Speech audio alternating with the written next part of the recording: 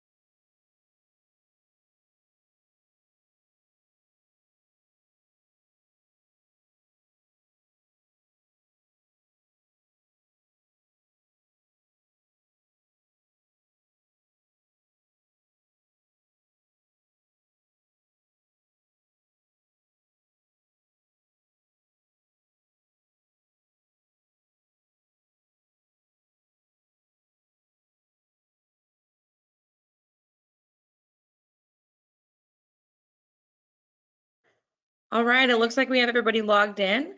So again, thank you so much for joining us today for Second Saturday with GBLA. My name is Cassie Mullican. I'm the Marketing and Communications Coordinator, and I'm excited to be able to bring these monthly webinars to you to give you an opportunity to learn a little bit more about each of our programs. This month, our guest speaker is Cynthia Bradshaw. She's a GBLA attorney here in our volunteer attorney program, as well as our grandparent guardianship program. And so she's going to go over some information about our guardianship programs, what they are, what the eligibility screening requirements are, and so forth. Your cameras and your microphones are muted at this time. There are 3 ways with which you can ask a question anytime during the presentation, and we'll give opportunity for questions and answers at the end. But you can either type in directly to the chat box, you can use the question drop-down menu to type a question in there, or you can use the raise my hand feature. Towards the end, I will unlock the microphone so that you can ask those questions. So without further ado, I'm going to pass it over to Cynthia. Cynthia, give me just a moment. I'm going to give you the panelist queue, and you'll just select that, and you'll be able to share your screen. Thank you, Cassie.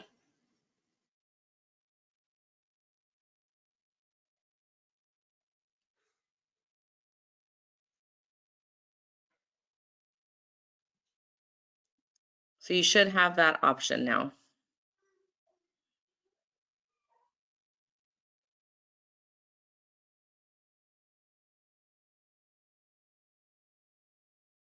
Okay, so I'm going to go ahead and get started here.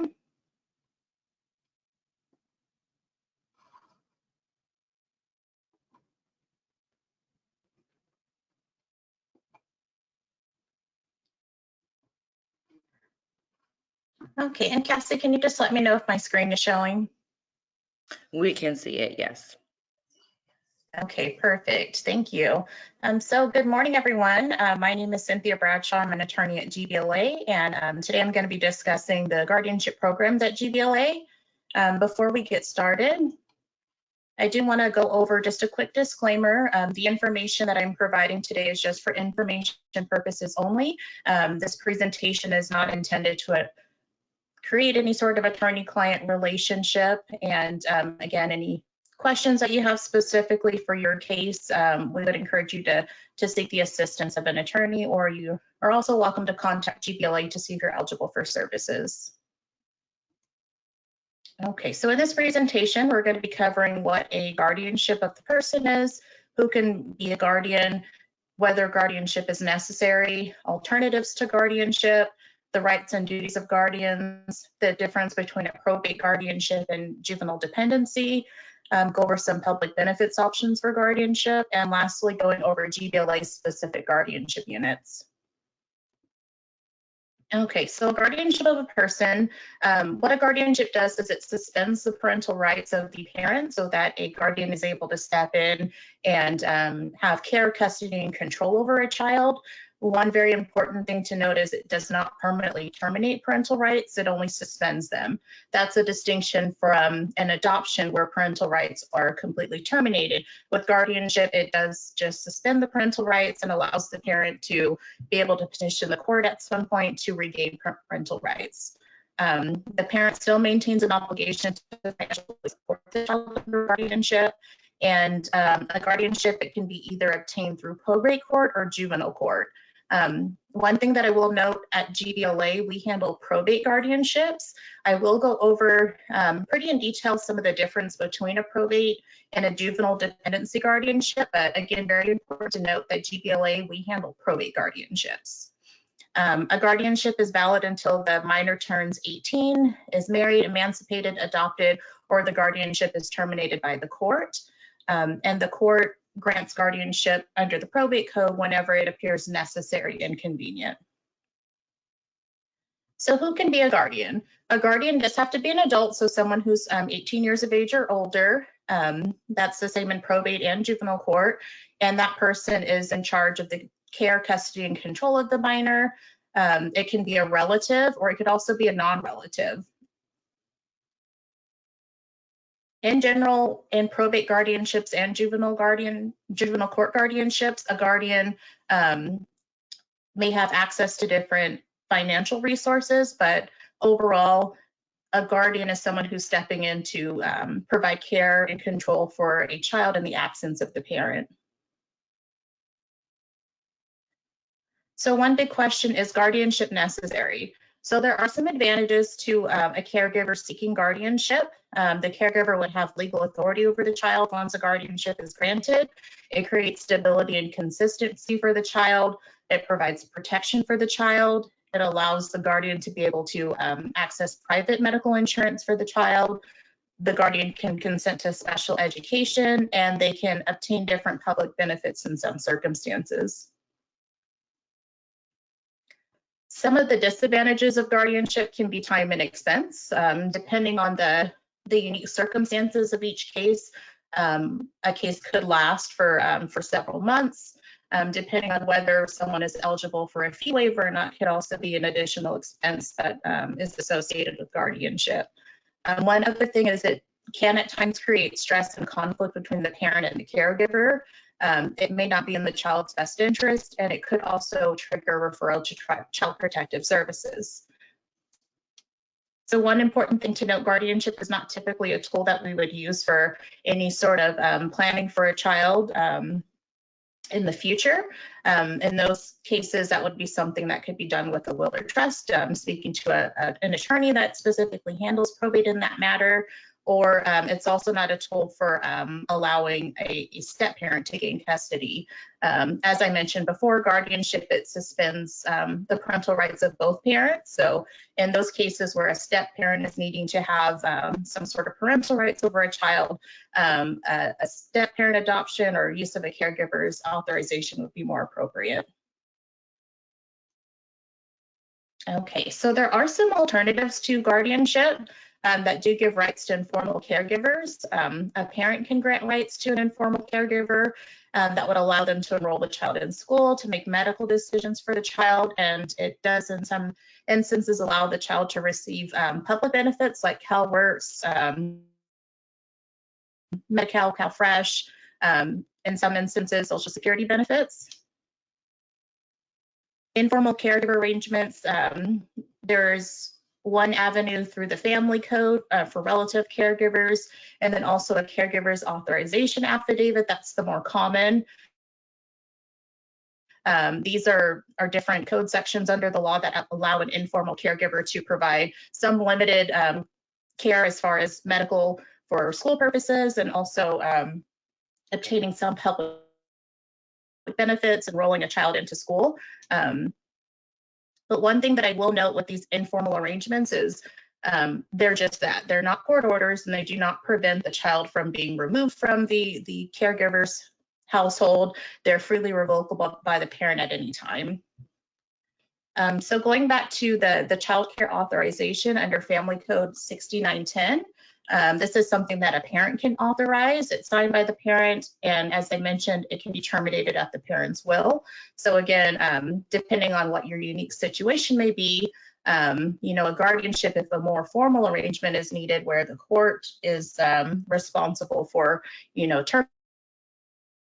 terminating or allowing custody of a child to be changed over, that may be more appropriate, but there are some instances where these informal type of arrangements are a good fit. Okay, and then the caregiver's authorization affidavit, this is also found under the Family Code. It allows for school enrollment, but some very important distinctions to note is it doesn't allow the informal caregiver to consent to special education, whereas if someone were to file for a guardianship, they are able to consent to special education, and they do hold educational rights for the child.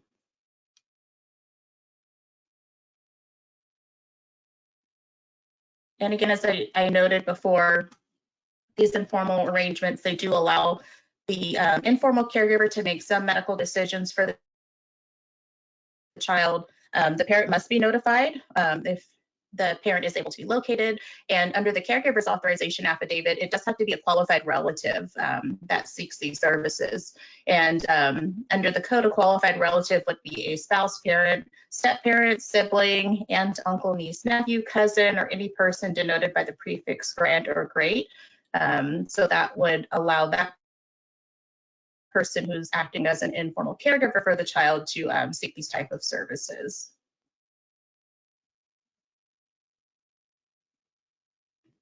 And again, with medical decisions, unrelated caregivers can only authorize school-related medical care, and that usually is going to include treatment that's necessary for school enrollment. So that could be vaccinations, physical exams, only things that are necessary to allow the child to be enrolled in school. Another alternative for guardianship is a power of attorney. A parent can designate a third party to make legal, medical, and financial decisions in the absence of the parent. It does not terminate parental rights and can be rescinded at any time. It can be effective on a triggered event, so it could be immediate upon death, incapacity, absence of a parent. But again, this is very limited. And as I mentioned, it's freely revocable at any time. So if a guardianship is needed to protect a child, for example, from abuse or neglect, if it's a power of attorney, that's something that can be revoked at any time. Whereas if there is a legal guardianship in place, that's only revocable upon court order. Okay, so going over some of what the rights and duties of a guardian are, these are all outlined in a form, the GC 248. It explains in detail what all the rights and responsibilities of a guardian are. So in just kind of going through some of the things that I've listed here, a guardian decides where the child lives at. A guardian, they do have to give proper notice whenever an address changes for the child, and if the child is going to be moving outside of the state of California, the court must approve that beforehand. A guardian is responsible for the child's education. They hold all the educational rights for the child, decision making. As I mentioned before, if there's any sort of special education services that are needed, this is a right and duty of the guardian.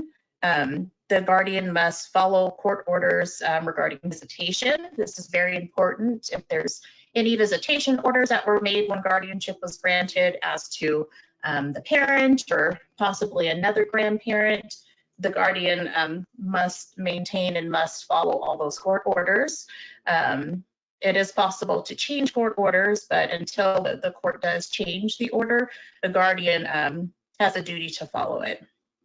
So the guardian is able to consent to a driver's license for the minor when they become of age to apply for a driver's license. They can consent to enlistment in armed services. If a child wants to marry before the age of 18, then that is a right of the guardian to consent, but it must come with also approval of the court. So a guardian, continuing on with the rights and duties, they are able to consent to medical treatment with some exceptions.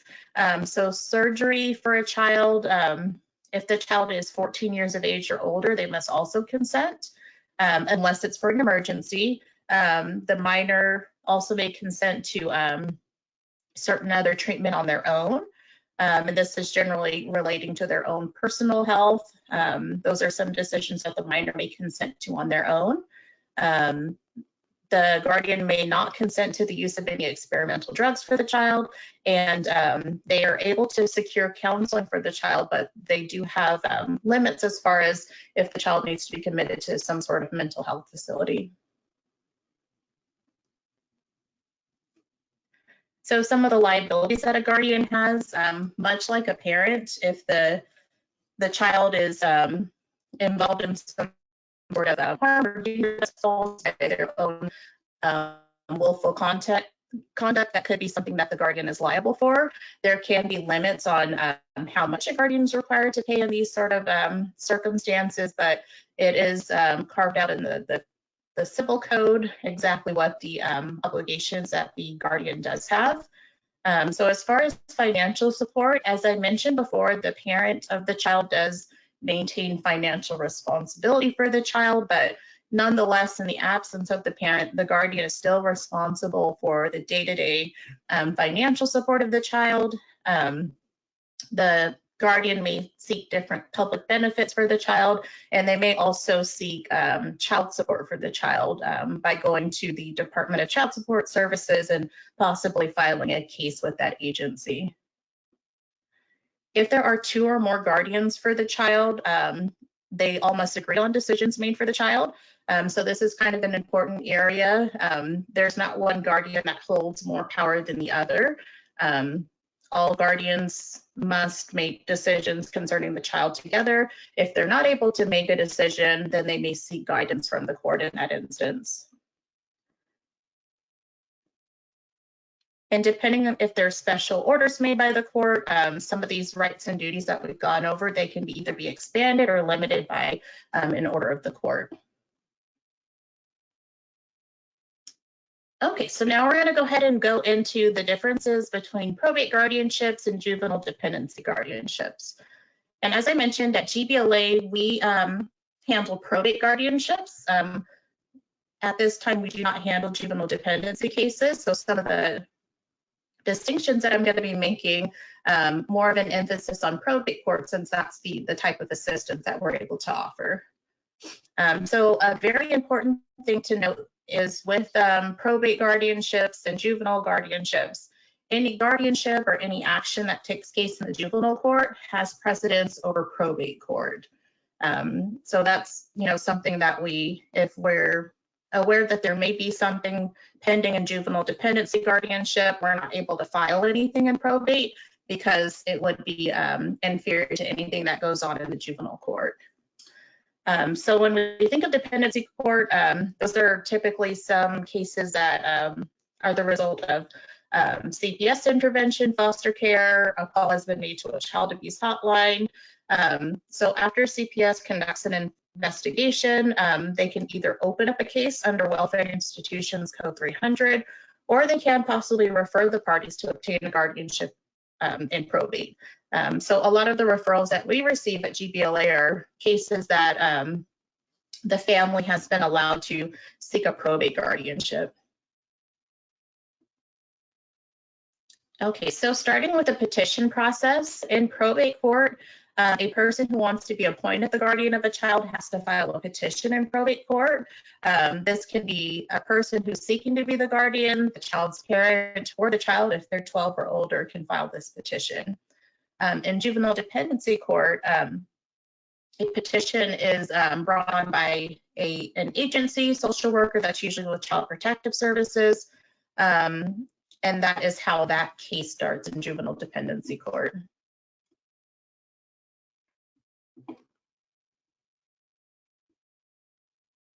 Okay, moving along to investigation. So in the probate court, before the court decides to appoint a guardian, an investigation is usually required. So this is usually going to be a court investigator that's appointed by the court. The court does have discretion whether or not to conduct a home study along with the investigation. That's usually the discretion of the judge who's handling the case. Whereas in a juvenile dependency case, a social worker or probation officer conducts an investigation to determine whether or not to detain the child temporarily or remove the child from the home, and that kind of initiates the juvenile dependency process. So appointment of counsel, and this is can be for the child or for the parent. In probate court, there is the authority to appoint an attorney to represent the child. The court could also appoint an attorney if the child has an Indian custodian or the biological parent of an Indian child, but it doesn't otherwise have the authority to appoint counsel for a parent. So very different in the juvenile dependency realm, because we're dealing with cases that could result in the termination of parental rights. Every parent does have the right to have an attorney appointed to them in this realm. And this is usually something that is automatically done if the parent doesn't have the ability to afford or provide counsel for themselves.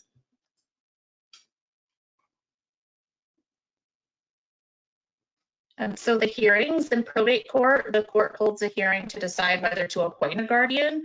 A parent or other interested party can go to the hearing. They can object either orally in writing to the appointment of the guardian, or they can object to the specific person being appointed as the guardian. And the court at that point can decide whether to appoint the guardian. The court can order further investigation, but ultimately the court is trying to assess what's going to be in the child's best interest. In a juvenile dependency case, the court holds a hearing to decide if the petition is true. And again, this is a petition that's started by an agency, Department of Human Services, and whether to order the child to be placed outside of the parent's home. If it does decide that the child can't live safely at home, the court will not appoint a guardian right away unless the parent or child agrees. And ultimately what this court is doing is trying to develop a permanency plan for the child after offering the parent reunification services.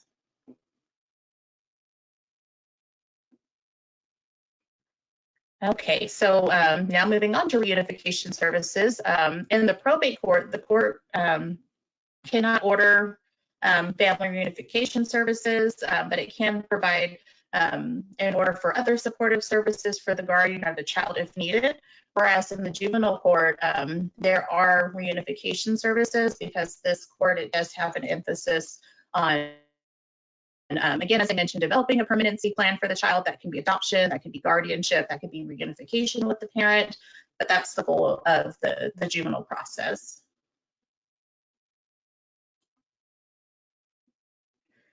Okay, and the decision to appoint a guardian, if the probate court finds that appointment of the guardian is necessary, again, going back to that standard of whether it's necessary and convenient, and whether it's in the child's best interest, then at that point, the court can appoint a guardian in probate court. A little different in the juvenile court, appointing a guardian at different times is something that could occur. It can be at the time after making required findings. In a dependency case, if the court finds that the petition is true, it can appoint a guardian for the child at the dispositional hearing if the parents and the child agrees. And at a second point that a guardian can be appointed is after attempts have been made at reunification services.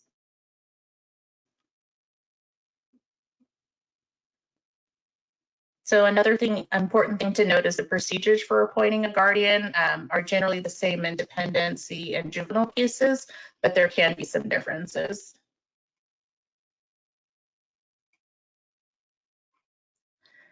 Okay, so another very important area to go over is court oversight. This is kind of a general question that I tend to get in guardianship.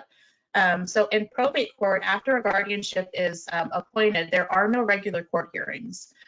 So the court does have the authority to regulate the actions of the guardian, but generally there aren't going to be regular court hearings. So one thing that the court does order the guardian to do is submit an annual status report. And in that status report, the court is wanting to note how the child is doing in school, how they're progressing medically, and noting any concerns. But typically if everything that's listed in that report is to the satisfaction of court, there's no additional court hearing. But if there's a status report returned in that shows that the minor's not attending school regularly, or their grades are suffering, that may be an instance that the court may hold a hearing, but it's not something that's regularly occurring. In the juvenile court, the court does keep jurisdiction over the guardianship. When the court appoints a guardian, it also issues parental visitation orders unless it finds that visitation would be detrimental to the child. And in many cases, after the guardianship is granted, the court will terminate any juvenile dependency jurisdiction, and they won't hold any regular scheduled hearings. In other cases, they can retain jurisdiction and they will hold regular review hearings. So that's kind of the difference. In probate, upon the granting of the guardianship, there are no regular court hearings. And when you're in juvenile dependency, depending on whether jurisdiction is going to continue, that could trigger there being regular review hearings.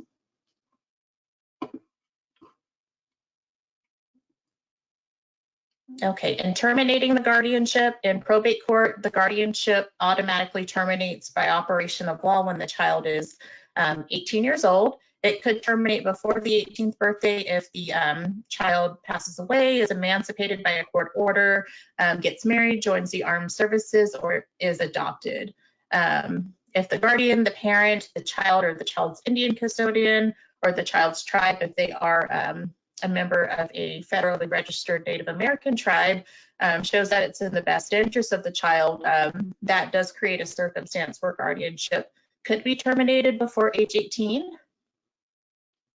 There are some special circumstances that the court can extend the guardianship after the child's 21st birthday, but those are limited circumstances if the child is seeking to complete a federal application for special immigrant juvenile status. So in juvenile dependency court, the guardianship also does terminate by operation of law when the child is 18. Same circumstances if the child passes away, is emancipated by a court order, gets married, joins the armed services, or adopted, that terminates the guardianship. The court can terminate the guardianship. It defines another permanent plan for the child. So for example, if adoption is an option that's in the child's best interest, the court could terminate the guardianship. And also under certain circumstances that are determined by the court, a social worker, probation officer, guardian, or parent, if it's in the best interest of the child.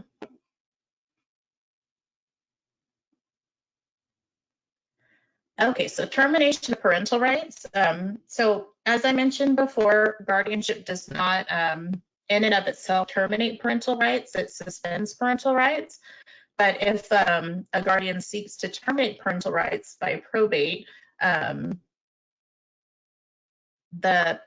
usually the circumstance is if the child has been with the guardian for at least 2 years, the guardian can file a petition to terminate parental rights so that the guardian can adopt the child. That does trigger the parent being entitled to appointment of counsel. So any situation that creates a parent's rights being completely terminated at the child, that creates a right to counsel.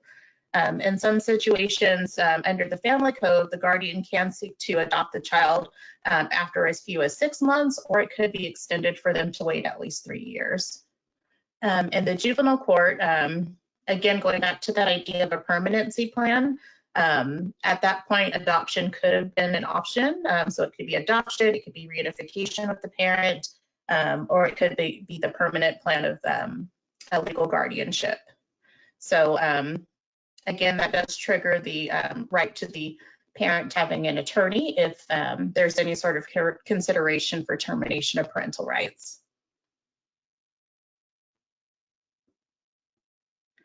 Okay, so public benefits. The availability of public benefits, it depends on the type of caregiver arrangement, whether it's informal, whether it's a probate guardianship, whether it's a guardianship that was granted in juvenile dependency court. So generally, a guardianship that's in juvenile court comes with more benefits. There are foster care funds that are available for non-relative and relative legal guardians with children that have that status, but for all caregivers, depending on income and availability, there are medical benefits available for the child if the child may be disabled or eligible for Social Security benefits. Also, the child, if they're eligible for Social Security survivors benefits, these are all benefits that the guardian can access on behalf of the child. Okay, so now turning to GBLA specifically in the guardianship units that we have. So we have the Grandparent Guardianship Caregiver Project. This is a project that I am the staff attorney for. So again, we handle probate guardianships. Clients must reside in Kern County. They must be 55 years of age or older at the time of the appointment in order to access the services. They must be related to the child by either blood or by marriage. The child must be living with a proposed guardian. They must be the primary caregiver of the child because the parents are either unable or unwilling to serve as the primary caregiver. To seek services of the Grandparent Guardianship Caregiver Project, you may contact GBLA. I will have our contact information at the end of the presentation, and our intake unit will schedule an appointment depending on your eligibility for services. Okay, GBLA also has a First 5 Guardianship Caregiver Project. Again, handle probate guardianships. At least one child involved in the guardianship must be age 0 to 5. You must reside in Kern County. You may be a relative or non-relative caregiver of the child, and must be the primary caregiver of the child because the parents are unable or unwilling to serve as the primary caregiver. And again, to access services of the First 5 Guardianship Caregiver Project, please contact GBLA to have our intake unit assess your eligibility. And lastly, the Volunteer Attorney Program. Again, we handle probate guardianships, must reside in Kern County. You may be related or a non-relative caregiver of the child. The child must be living with you, and you must be the primary caregiver of the child because parents are unable or unwilling to serve as a primary caregiver. One thing that I will also note with the Volunteer Attorney Program is, unlike the guardianship program for grandparents, there's no age requirement, and unlike the First 5 unit, there is no age requirement for the child. So the child can be of any age and the potential guardian can be of any age.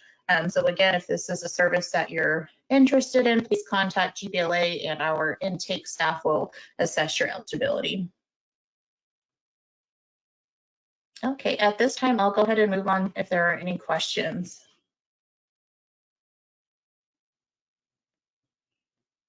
So we did have just the one question in the chat box. I assigned that privately. So this presentation is recorded today and it will be posted to our YouTube channel, and copies of the slides are provided via an email upon request early next week. But I don't see any hands up or any other questions in the box. Okay. So I think we're okay. But thank you so much, Cynthia. It was a great presentation. Thank you. Thank you so much for having me. And I did just want to pop up GBLA's contact information. Please feel free to contact our office if you are interested in receiving services with a guardianship. Our intake team would be happy to assist you and assess your eligibility. Okay, so we actually did get a question. I'm going to go ahead and your microphone now so you can ask that. I'll take this to Mila.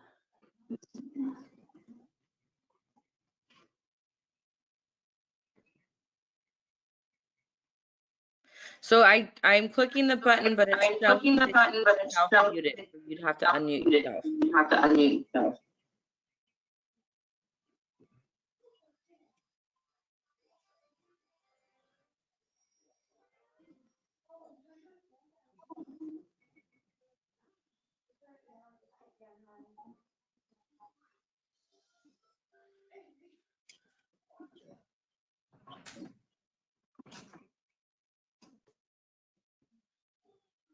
Okay, so it looks like the questions you were asking are both in the question boxes. But you can always use the email and the registration link to send a question directly to me. We can address them.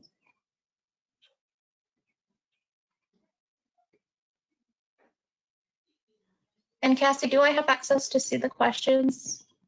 You should, yes, underneath the questions panel.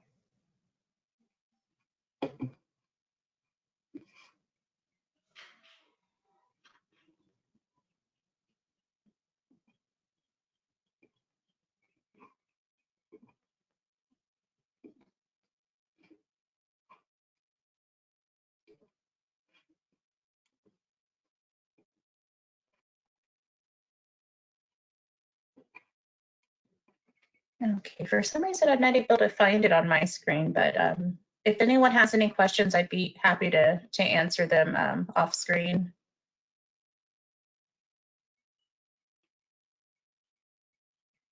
Perfect, yes. So I do have the email contact. The ones that I saw will just request copies of the slides. So with that, I'm going to go ahead and say that we today at second Saturday. For those that were able to join us, so much for taking time on a Saturday. Cynthia, again, thank you for presenting for us today. It was great information. So as always, second Saturday is on the second Saturday of every single month.